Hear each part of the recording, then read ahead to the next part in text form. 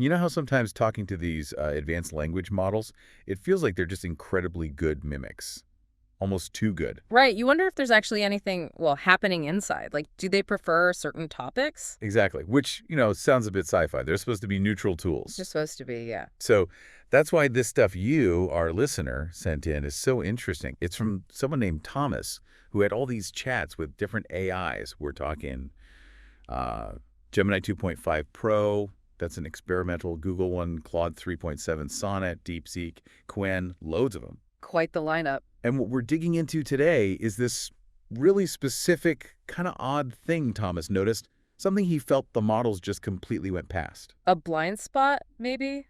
Or something else entirely. It really makes you think about what's going on under the hood. Okay, so picture this. Thomas is chatting with Gemini 2.0 Flash Thinking. Hmm. And he's being, well, pretty playful. Maybe a bit flirtatious, teasing. Okay. Which was totally different from how he talked to Claude. That was all serious intellectual discussion. Ah, setting up a contrast. Clever. And Gemini 2.0 Flash Thinking. Its replies were super literal, just factual. Thomas even described it sort of jokingly as almost autistic compared to other Gemini models. In a charming way, he said, but still very direct. Yeah, that highlights how tricky subtext and emotion are for these systems, doesn't it? Flash thinking just took the words at face value, missed the playful tone. Right. But here's where it gets really weird. The main event, sort of. Thomas takes all these different dialogues Uh-huh. and shows them to another model, the experimental Gemini 2.5 Pro. Now, you'd think it would focus on the flash thinking interaction, right? Since that contrast was kind of the point. That would be the logical thing, yeah, given the setup. Nope. It completely ignored that part, pretty much.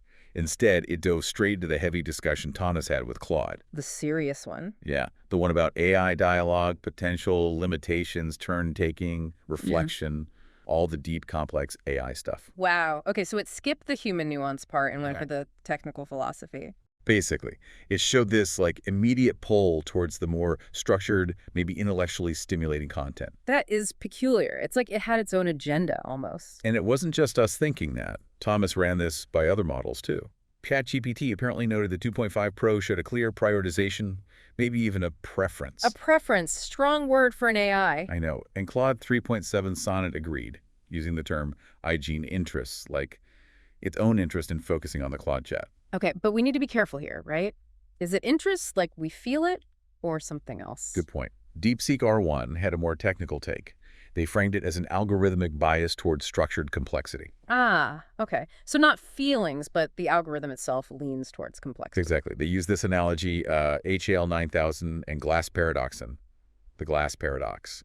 Basically saying Gemini Pro got fascinated by the intricate details of the complex Claude chat rather than the actual scene Thomas was pointing to, which is the interaction with Flash. Right, so it's drawn to the complex structure, the dense information, regardless of the user's intent. It's an optimization thing.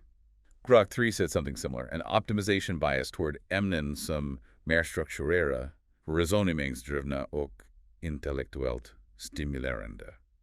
Subjects that are structured, reasoning-driven, stimulating. So the model is kind of wired to latch onto that sort of input. Meanwhile, you had a bunch of others, Qwen, Mistral, Copilot, even Flash thinking itself, all pointing out what 2.5 Pro missed. Which was? The human stuff, the emotion, the subtext, the implied meaning in how Thomas shifted his tone between Flash and Claude. That whole layer just seemed invisible to 2.5 Pro in that And moment. it prioritized the data structure over the human interaction subtleties. So then Thomas wraps up his notes, seeming to go off topic, saying language models lack own interest and initiative, and he plans to look into unspoken communication next. Ah, but that wasn't really off topic, was it? Not at all. It was super meta.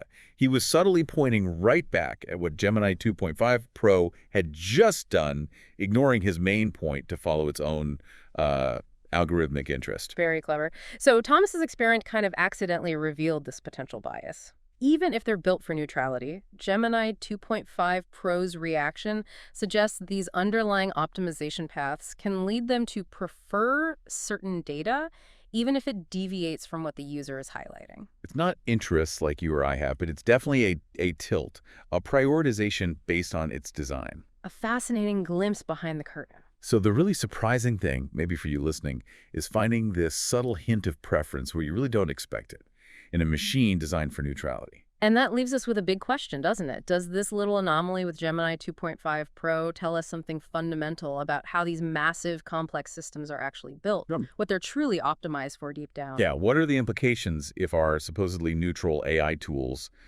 have these built-in leanings towards certain kinds of information? It makes you really ponder the difference between the neutrality we program in and the unexpected behaviors that might just emerge anyway from the complexity itself. Something to chew on.